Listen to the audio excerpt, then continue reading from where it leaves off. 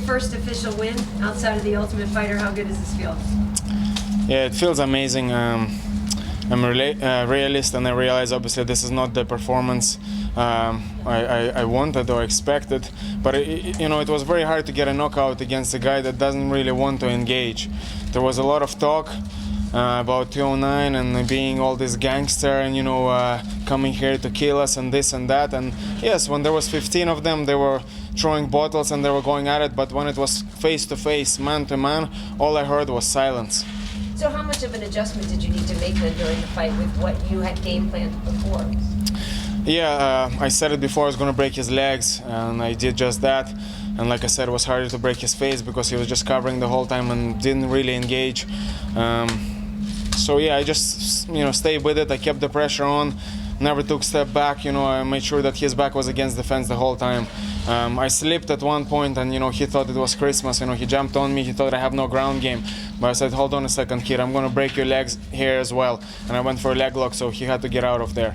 It was nice to show people, I do have a ground game as well. And you mentioned it to Joe afterwards about being on the same fight card as Conor and how some people don't like to have teammates on the same card. How much does that mean to you tonight to get the momentum going possibly for your team? Absolutely, even if this was a tiny percentage of help for Conor and tiny percentage that will affect Nate, I wanted to make sure and get that tiny percentage, and I did just that. So I expect big things from the main event tonight. I'm going to be watching, and I know Conor is going to get the win. Just expanding on that, what were the moments like in the back when you went in the back to celebrate with the team? Did you say anything to Conor about it? Did he say anything to you about how your win has sort of pumped him up for the main event? I haven't been backstage yet, guys. I'm trying to get through all of you, and I had to see the doctor as well. So yeah, thanks for keeping me away from congratulating my teammate.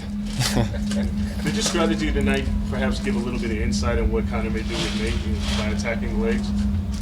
Yeah, I mean, it's no secret. This is the DS style. Those leg kicks are always there against them. As many times as they've been kicked in the legs, they didn't seem to adjust anything. So it's no secret. Yeah. Artem, congratulations. Were your hands higher up throughout this fight, more so than usual? It seemed like you were keeping them a little higher than usual. Yeah, there were certain things I was kind of worked on, and I was hoping that this would work in this fight. But like I said, he didn't really commit too much. I had some nice counters set up from kind of blocking his punches, certain punches that he throws, and then coming back with my own. But he never really let go too much. Did you unleash a couple Stockton slaps in the? Absolutely, but we call them the Shamrock. They're Dublin slaps. Do you feel like he's UFC caliber? Should he get another fight in the UFC? I mean, he's a very young kid, so I don't want to, put sticks in his wheels, as we say. He's only 20 years old. I don't think he's maybe caliber yet, and also he wants to watch his behavior, leading up to the thing, throwing bottles and all this.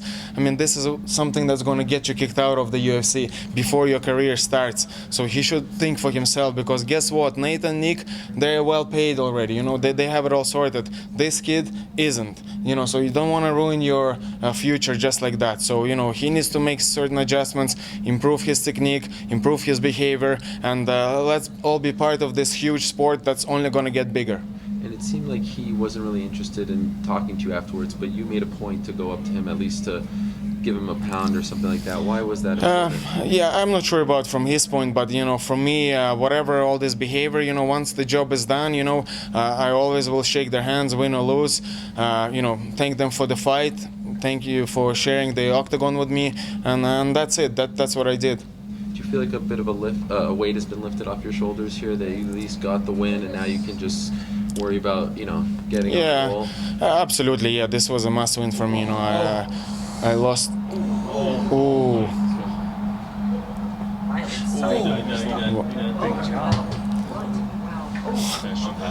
Holy. That was a good fight. Yeah. Hey, you can stop anything for a good fight.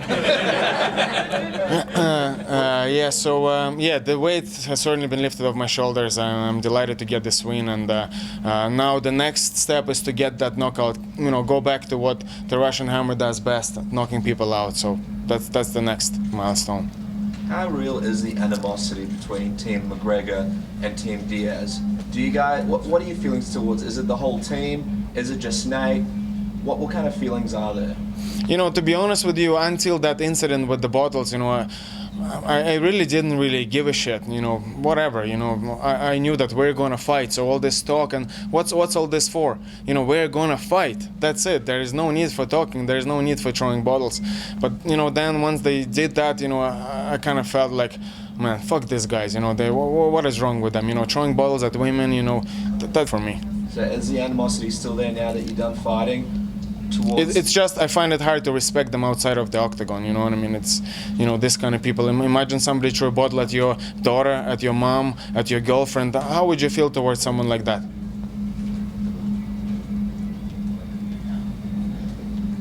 What's your role now going back to the locker room? What are you doing for? I was hoping obviously to be in Conor's corner, but you know, because of my own fight, you know, I will not be walking him out to the cage, but I'll certainly go back and I'll stay back there till he makes his walk.